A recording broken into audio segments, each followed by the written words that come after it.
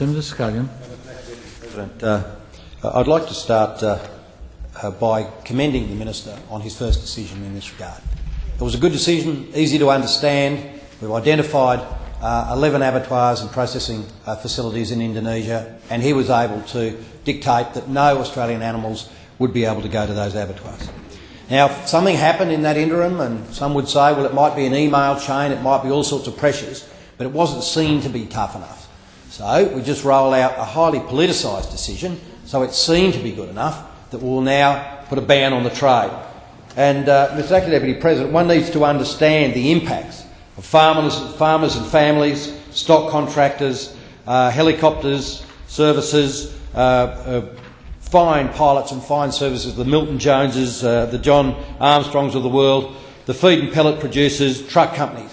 Now, can you imagine, and any Australian imagine for a minute, the impact it would have if you were a grocer, if you were a chemist, you're a builder or a newsagent, if suddenly said, you cannot trade.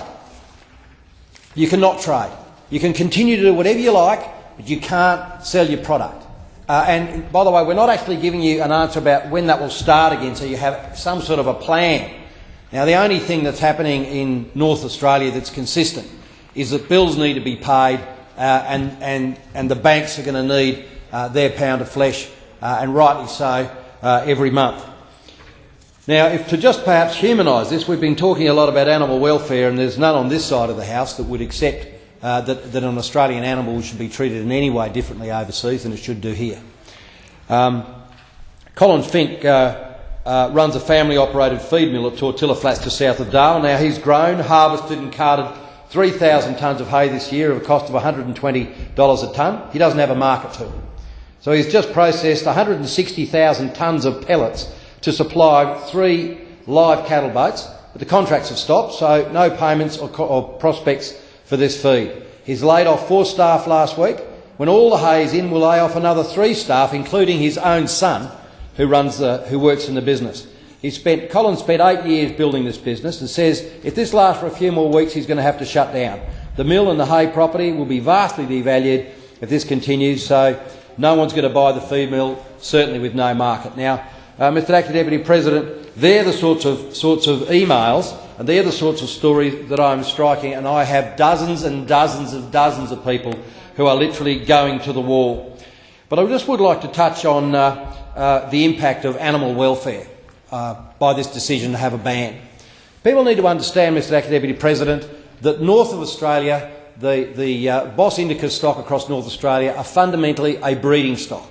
So you have a certain amount of land, and on that land, once a year, you will turn off those animals. Now, that land can only handle the breeding stock. They will handle, after the wet season, over the wet season, an increased number of animals that have been bred and are ready to be turned off.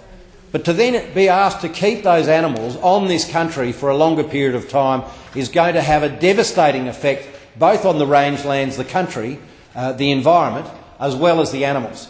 Because there is less feed, the animals generally get weaker, and I've witnessed on so many times myself, when the animals get weaker, there's less water, they get bogged, and generally come to a pretty grisly end, courtesy of the wild pig population.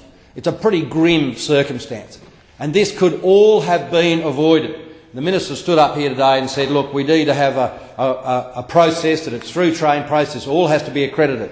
Well, right at the moment, there are at least 4 processing facilities, Mr Acting Deputy President, that have an internal closed system.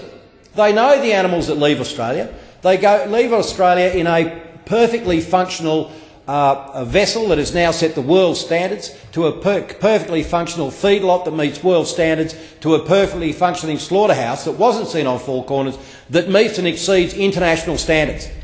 So why wouldn't you be more sophisticated in your approach to ensure that the Collins of the world aren't getting beaten up over this process, and just to ensure that we can continue the trade?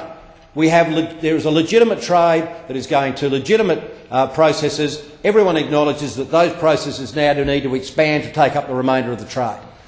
And so what needs to happen in the immediacy is those abattoirs that are ready to go now need to be accredited, and as soon as they are accredited, the Minister simply makes the very important announcement that the trade should again recommence.